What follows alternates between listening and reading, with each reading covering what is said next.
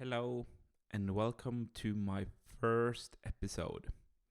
Today I want to talk about the war on drugs. It's a political issue, a global crisis, if you may, that I've been very interested in for a very long time. I think the way the war on drugs has evolved and the results we have from it over the last couple of decades or ever since the mid 1900s, it's been disastrous. And today I wanted to go through one of the first report from the Global Commission on Drug Policy, which was published in June 2011. And I'll just start reading from it. Executive summary. The global war on drugs has failed, with devastating consequences for individuals and societies around the world. 50 years after the initiation of the UN Single Convention of Narcotic Drugs, and 40 years after President Nixon launched the US government's war on drugs, fundamental reforms in national and global drug control policies are urgently needed. Vast expenditures on criminalization and repressive measures directed at producers, traffickers, and consumers of illegal drugs have clearly failed to effectively curtail supply or consumption. Apparent victories in eliminating one source or trafficking organization are negated almost instantly by the emergence of other sources of traffickers. Repressive efforts directed at consumers impede public health measures to reduce HIV and AIDS, overdose fatalities, and other harmful consequences of drug use. Government expenditures on futile supply reduction strategies and incarceration displays more cost-effective and evidence-based investments in demand and harm reductions. And the principles of the commission and the recommendations, they can be summarized as follows.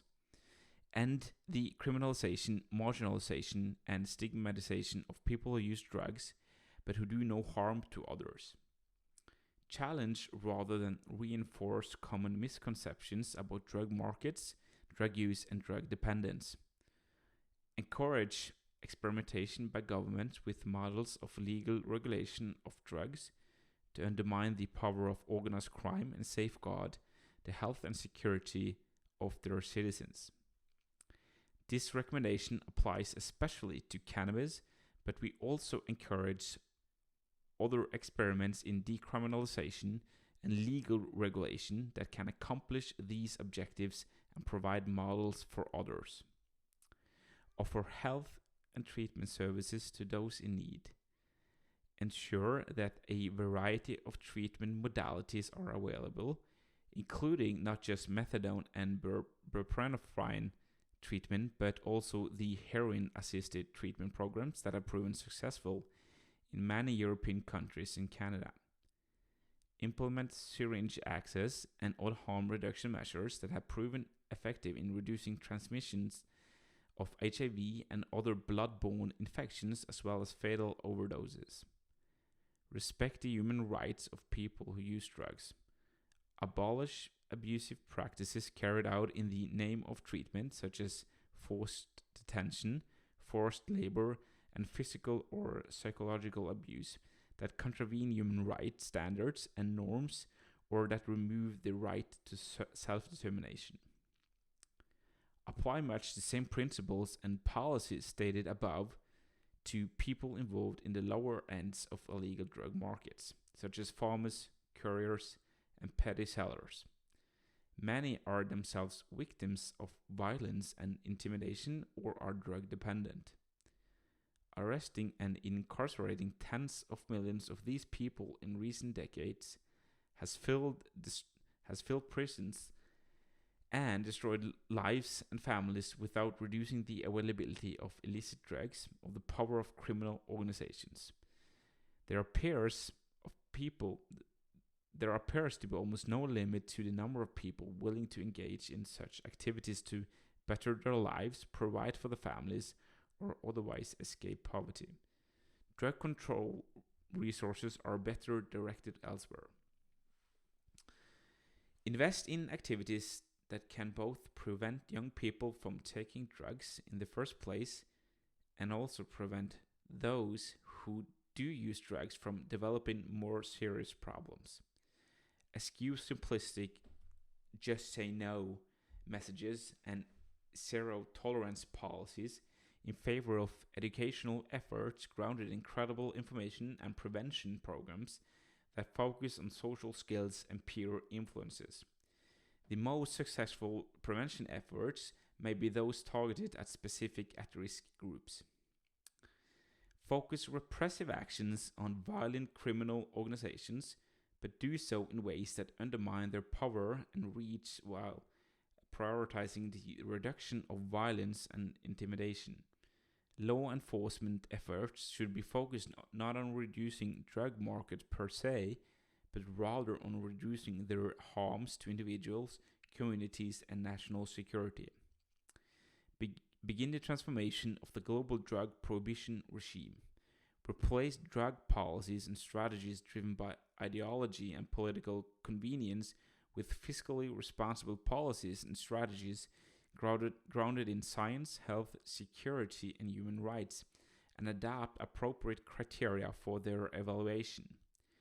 Review the scheduling of drugs that has resulted in obvious anomalies like the flawed categorization of cannabis, coca leaf, and MDMA. Ensure that the international conventions are interpreted and or revised to accommodate robust experimentation with harm reduction, decriminalization, and legal regulatory policies. Break the taboo on debate and reform. The time for action is now. So that was the executive summary of the first report from the Global Commission on Drug Policy. And next on, they go on and outline some principles. And they have 4 principles that I want to speak more about. So the first one they list, the first principle is drug policies must be based on solid empirical and scientific evidence. The primary measure of success should be the reduction of harm to health, security, and welfare of individuals and society. The second principle is drug policies must be based on human rights and public health principles. We should end the stigmatization and marginalization of people who use certain drugs and those involved in the lower levels of cultivation, production, and distribution, and treat people dependent on drugs as patients, not as criminals. The third principle is that the development and implementation of drug policies should be a global shared responsibility, but also needs to take into consideration diverse political, social, and cultural realities. Policies should respect the rights and needs of people affected by production, trafficking, and consumption, and explicitly acknowledged in the 1988 Convention on Drug Trafficking. The fourth principle is drug policies must be pursued in a comprehensive manner involving families, schools, public health specialists, development practitioners, and civil society leaders in partnership with law enforcement agencies and other relevant governmental bodies. I totally agree. When it comes to the first principle, that drug policies must be based on solid empirical and scientific evidence, it's supposed to, supersede the the principle that has been applied, now for 5, 6, 7, 8 decades in the war on drugs, which is basically all drugs are evil. You shouldn't take them. It's bad to take them. Users are bad. Producers are bad. Traffickers are bad. And the focus hasn't really been on end goals that are truly beneficial for all of us, which is the reduction to harm of the health, to increase security, and to maximize the welfare of the individuals in the society. The report states more specifically that in the 50 years since the United Nations initiated a truly global drug prohibition system, we have learned much about the nature and patterns of drug production, distribution, use, and dependence, and the effectiveness of our attempts to reduce these problems.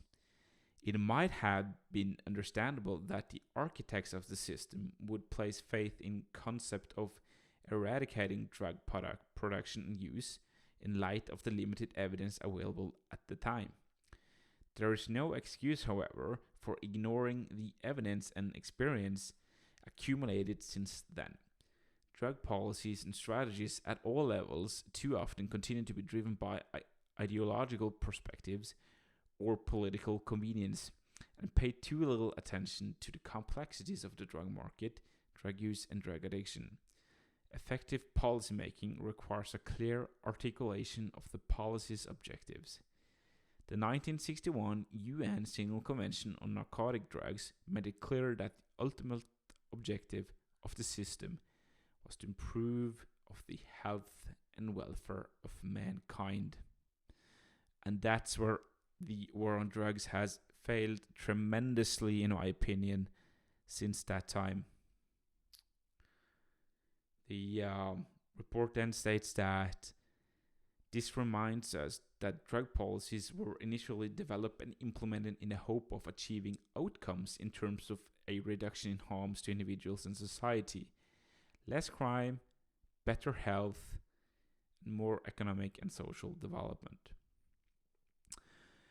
However, we have primarily been measuring our success in the war on drugs by entirely different measures, those that report on processes such as the number of arrests, the amount seized, or the harshness of punishments.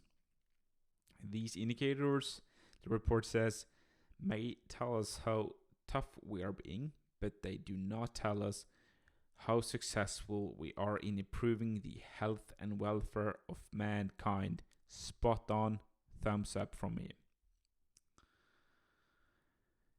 The second principle was that drug policies must be based on human rights and public health principles. And the idea behind this principle is,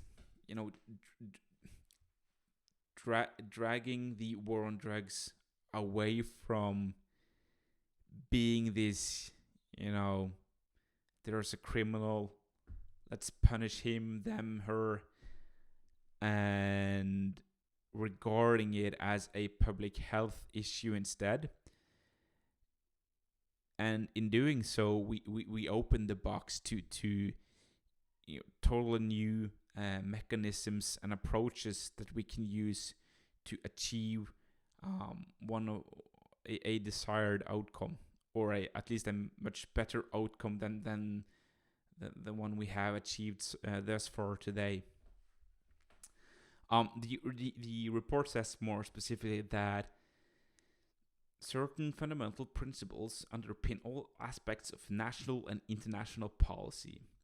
These are enshrined in the Universal Declaration of Human Rights and many international treaties that have followed.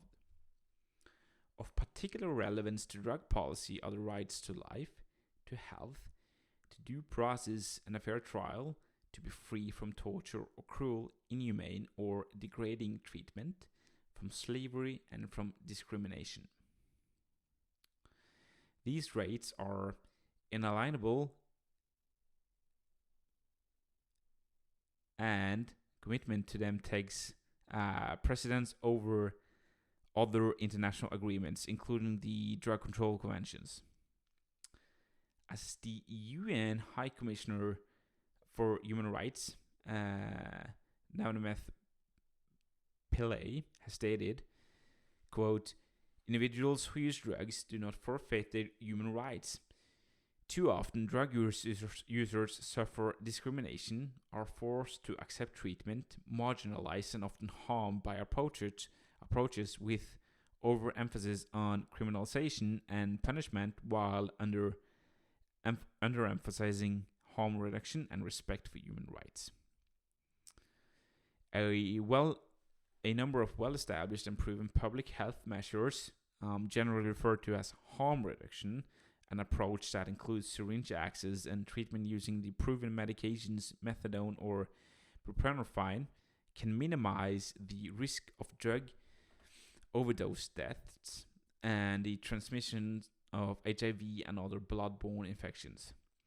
However, governments often do not fully implement these interventions, concerned that by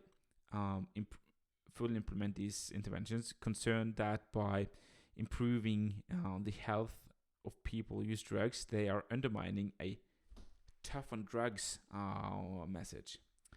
This is illogical.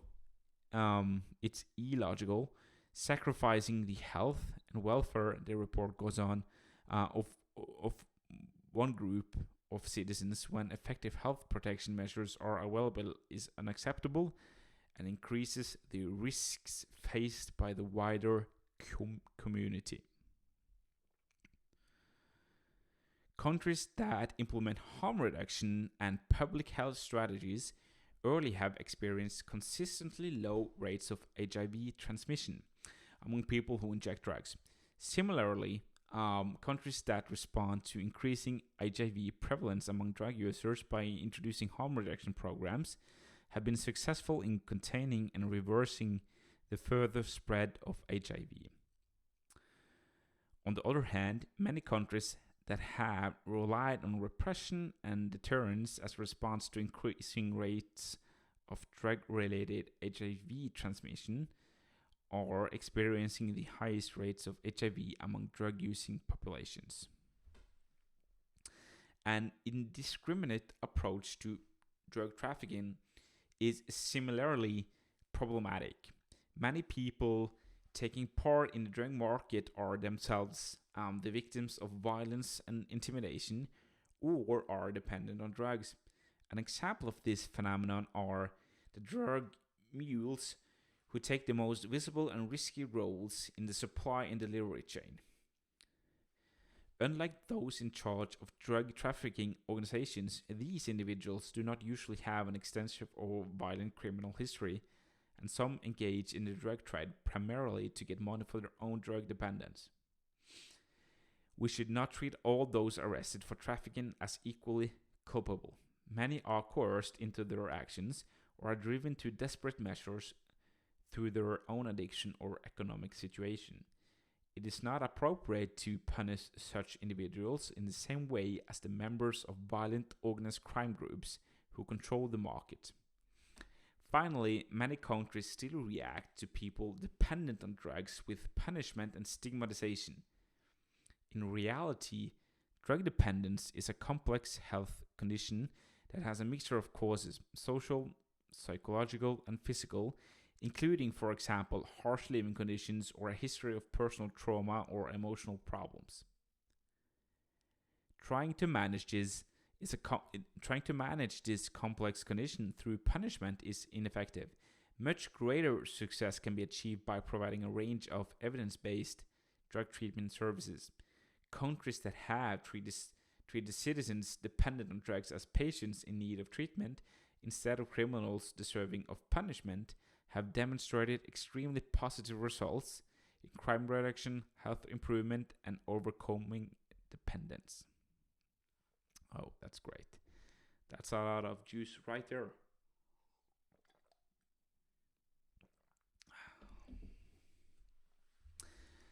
And the third principle is that development and implementation of drug policies should be a global shared responsibility, but also needs to take into consideration of diverse political, social, and cultural realities. Okay, so let's dig in and see what this is more about. The report says the UN drug control system is built on the idea that all governments should work together to tackle drug markets and related problems. This is a reasonable starting point, and there is certainly a responsibility to be shared between producing, transit, and consuming countries, although the distinction is increasingly blurred, as many countries now experience elements of all three. However, the idea of shared responsibility has too often become a straitjacket that inhibits policy development and experimentation. The UN, through the International Narcotics Control Board, and in particular the US, notably through its certification process, have worked strenuously over the last 50 years to ensure that all countries adopt the same rigid approach to drug policy, the same laws, the same tough approach to their enforcement. As national governments have become more aware of the complexities of the problems and options for policy response in their own territories, many have opted to use the flexibilities within the conventions to try new strategies and programs, such as decriminalization initiatives or harm reduction programs. When these involve a more tolerant approach to drug use, governments have faced international diplomatic pressure to protect the integrity of the conventions, even when the policy is legal, successful, and supported in the country. A current example of this process, what may be described as drug control imperialism, can be observed with the proposal of the Bolivian government to remove the practice of coca leaf chewing from the sections of the 1961 convention that prohibit all non-medical uses. Despite the fact that successive studies have shown that the indigenous practice of coca leaf chewing is associated with none of the harms of international cocaine markets, and that clear majority of the Bolivian population and neighboring countries support this change, many of the rich cocaine consumer countries led by the US have formally objected to the amendment. The idea that the international drug control system is immutable and that any amendment, however reasonable or slight, is a threat to the integrity of the entire system is short-sighted. As with all multilateral agreements, the drug conventions need to be subject to constant review and modernization in light of changing and variable circumstances. Specifically, national governments must be enabled to exercise the freedom to experiment with responses more suited to their circumstances. This analysis and exchange of experience is a crucial element of the process of learning about the relative effectiveness of different approaches. But the belief that we all need to have exactly the same laws, the belief that we all need to have exactly the same laws, restrictions, and programs has been an unhelpful restriction. I totally agree. I mean, this is just like, just look at the market where consumers and businesses meet in all other markets, be it consumer electronics, be it some kind of service, whatever. Whenever there's a gap, a gap in which consumers might be having a hard time, or there is this certain problem that needs to be solved, it's beneficial to us that entrepreneurs, innovators are free to experiment and try out new products, new services, new approaches to solve these problems. and I believe that the same applies to drug laws, to the war on drugs. Okay. And the fourth principle was that drug policies must be pursued in a comprehensive manner, involving families, schools, public health specialists, development practitioners, and civil society leaders in partnership with law enforcement agencies and other relevant governmental bodies. More specifically, the report says that with their strong focus on law enforcement and punishment, it is not surprising that the leading institutions in the implementation of the drug control system have been the police, border control, and military authorities directed by ministries of justice, security, and interior. And just and just noticed, the difference there between the various institutions. The principle says, family, schools, public health specialists, development practitioners, and civil society leaders. Whereas, and also in partnership with the law enforcement and other relevant governmental bodies. Whereas what has been practiced a lot has been to use the institutions of the police, of the border control, and military agencies. So it's quite some opposites there. The report goes on and says that at the multilateral level, regional or United Nations structures are also dominated by these interests, meaning, police, military, etc.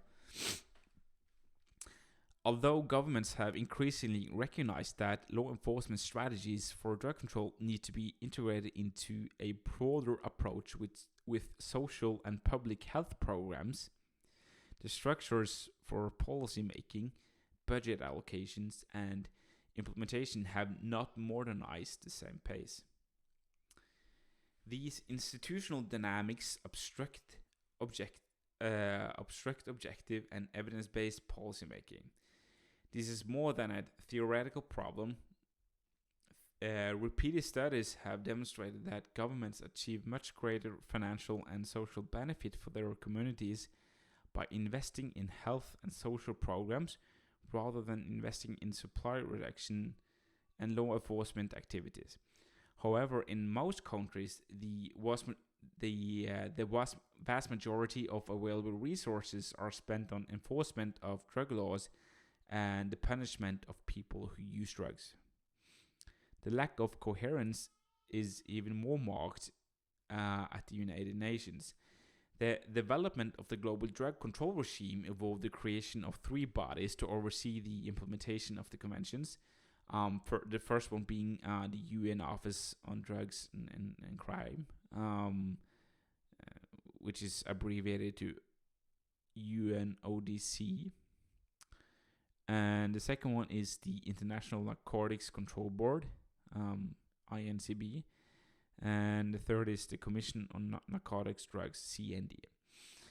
This structure is, the report goes on and says, this structure is premised on the notion that international drug control is primarily a fight against crime and criminals.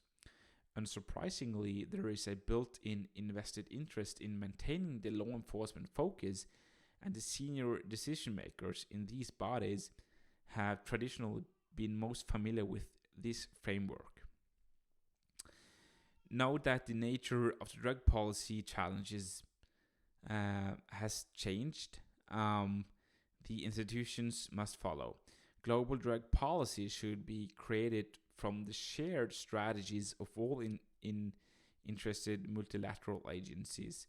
UNODC, of course, but also UNAIDS, the World Health Organization, UNDP, UNICEF, UN Women, the World Bank, and the Office of the High Commissioner on Human Rights. The report says the marginalization of the World Health Organization is particularly worrisome given the fact that it has been given a specific mandate under the drug control treaties. Oh. All Alrighty.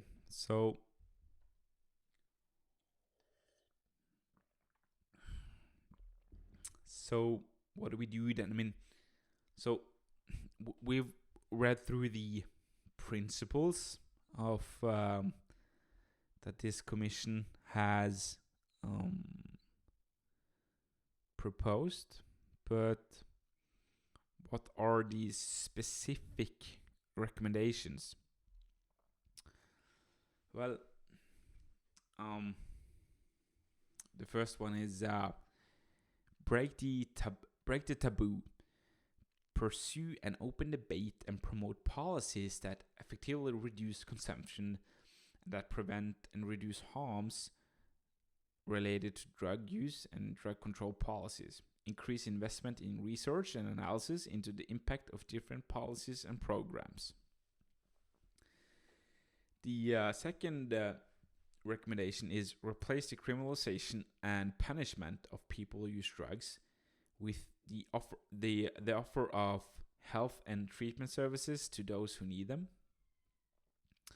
The third one is encourage experimentation by governments with models of legal regulation of drugs, with cannabis, for example, that are designed to undermine the power of organized crime and safeguard the health and security of their citizens. 4. Establish better metrics, indicators, and goals to measure progress. 5. Challenge rather than reinforce common misconception about drug markets, drug use, and drug dependence. 6.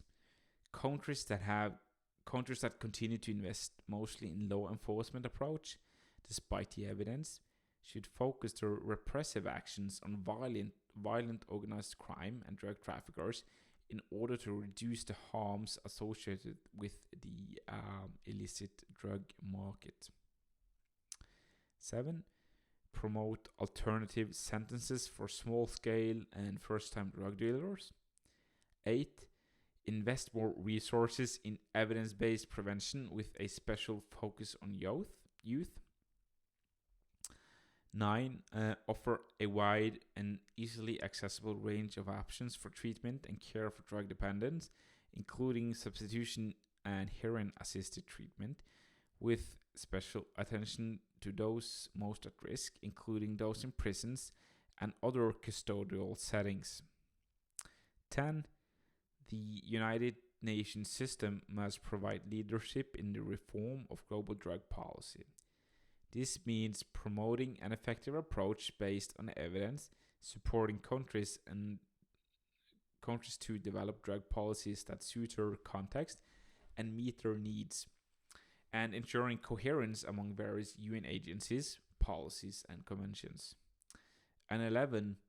Act urgently. The war on drugs has failed, and policies need to change now. Policies need to change now. Take note of that latter one.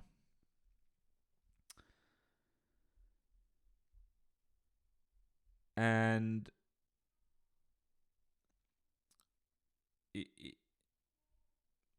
it's this common. There's this commonality and some feedback to more liberal drug policies, and that is often people say that, well, if you decriminalize drug use or other kinds of aspects with drug and the drug markets, won't that just boost the drug consumption?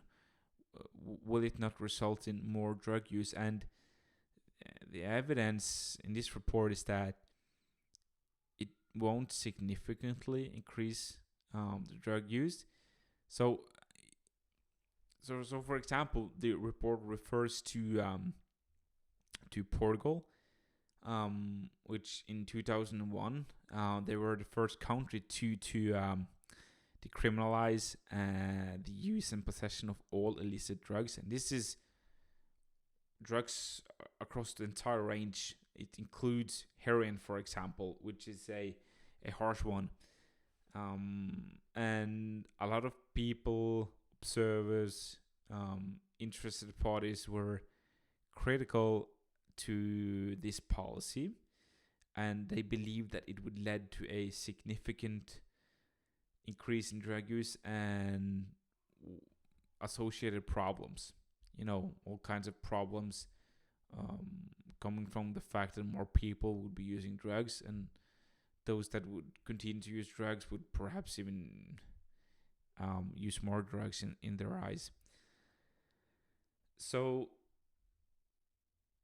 Dr. Caitlin Hughes of the University of New South Wales, and Professor Alex Stevens of the University of Kent, they made this detailed research into the effects of the decriminalization that was implemented in Portugal. And what they found is that there had not been a significant increase in drug use.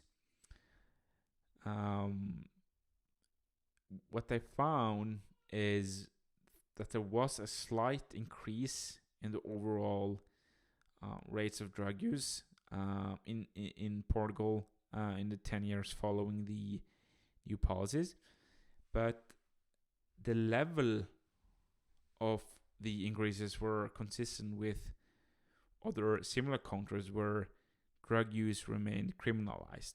So basically, the drug use increased some, but it didn't increase anything more than other countries in which the criminalization approach was used.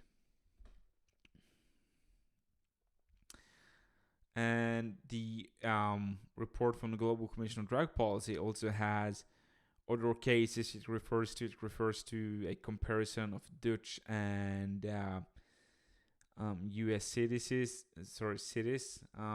It has a case on Australia, and it also has comparisons between different states in the U.S. And you can go into the report and read all about that. I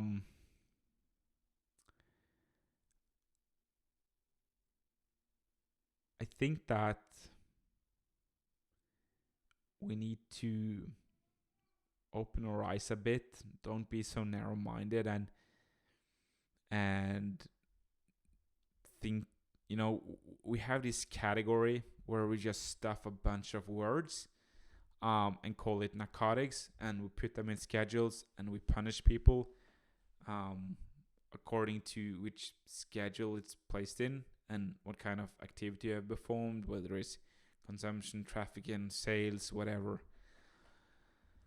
And in 2007, there was this report published where a team of scientists, they attempted to rank a range of psychoactive drugs according to the actual and potential harms they could cause to society. The report I'm reading from has this really nice graph where it shows you the findings. And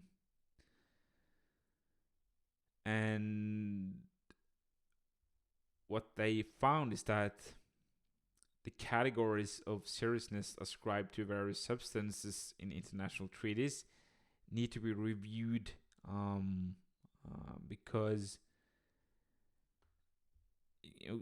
certain drugs like LSD, ecstasy, GHB, they ranked rather low on the risk assessment, but according to UN classifications, they are most dangerous, and there are other drugs which are, not subject to international control. At the time of this report, that could be alcohol, ketamine, tobacco, and solvents, and others that they ranked even higher on the risk assessment than the first mentioned bucket of drugs. So that's interesting, and I think I've seen a lot of news articles where the article states that this person used ecstasy and he or she died or had this really serious incident, harmful incident, and it often turns out that it isn't necessarily ecstasy. It's something that was portrayed as ecstasy. I mean, MDMA. That's the psychoactive drug in ecstasy, whereas often there are sold so-called ecstasy pills with other drugs in them, PMMA for instance, or whatever. But it, and if you look into the workings of a drug such as MDMA and LSD and I mean even mushrooms, magic mushrooms, psilocybin, you will see that they aren't really addictive. It's but the way that drug policies have been approached is that, which is have this broad category called narcotics. We'll do some grayscaling by adding different schedules, but all in all, everything has been looked on as extremely addictive, extremely dangerous, and in my opinion, there hasn't been a lot of. I mean, one thing is it has been evidence based, but for sure, and there has been no nuances introduced into the debate. It's just been like, no, it's a drug, it's dangerous, stay away, help for it and away from it, and if you use it or consume it or help procure it or whatever, we're gonna give you the max penalty we can assure to enforce upon you. And we've seen how that type of criminalization policies has led us to where we are today. Another interesting point to make is about law enforcement and the escalation of violence. And the report from 2011 says that a group of academics and public health experts based in British Columbia have conducted a systematic review of evidence relating to the impact of increased law enforcement on drug market-related violence, for example, armed gangs fighting for control of the drug trade, or homicide and robberies connected to the drug trade. In multiple use locations, as well as Sydney in Australia, the researchers found that increased arrests and law enforcement pressures on drug markets were strongly associated with increased homicide rates and other violent crimes. All of the studies examining the effect of increased law enforcement on drug market violence, 98% concluded that increased law enforcement actually increased the drug market violence. The researchers concluded that the available scientific evidence suggests that increasing the intensity of law enforcement interventions to disrupt drug markets is unlikely to reduce drug gang violence. Instead, the existing evidence suggests that drug-related violence and high homicide rates are likely a natural consequence of drug prohibition, and that increasingly sophisticated and well-resourced methods of disrupting drug distribution networks may unintentionally increase violence. In the UK, also, researchers have examined the effects of policing on drug markets, noting that, quote, law enforcement efforts can have a significant negative impact on the nature and extent of harms associated with drugs by unintentionally increasing the threats to public health and public safety, and by altering both the behavior of drug users and the stability of operation of drug markets, for example, by displacing dealers and related activity elsewhere, or increasing the incidence of violence, and as displaced dealers clash with established ones. Yeah.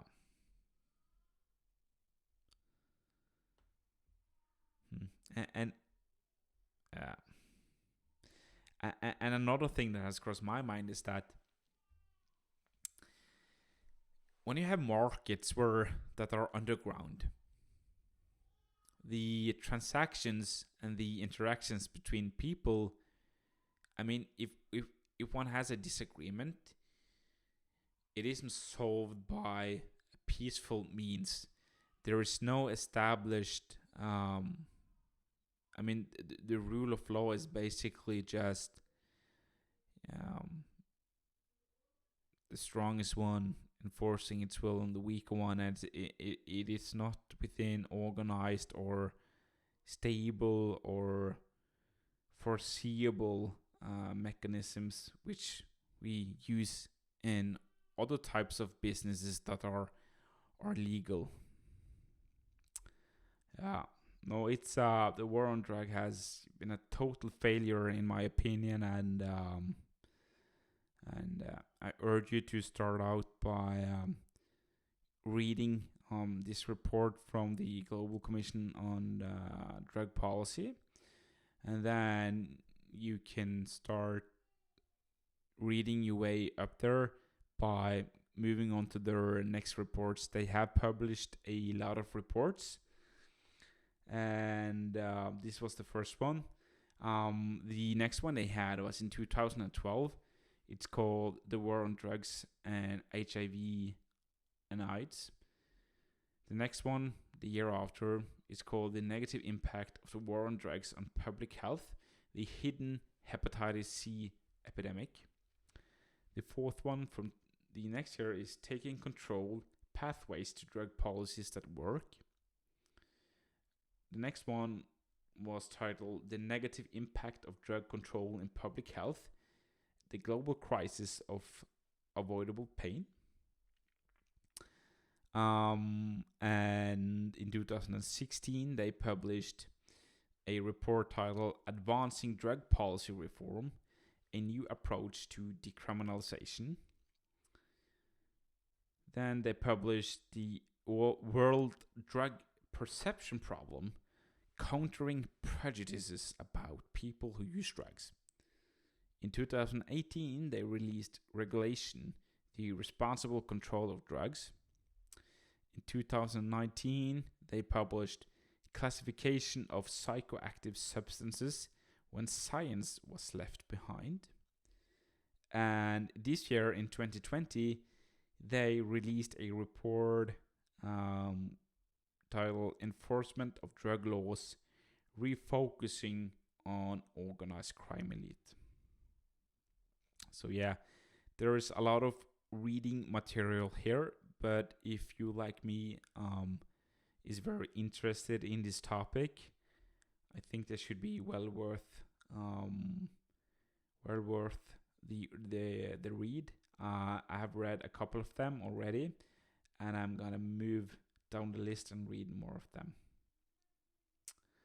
All right, take care. Bye.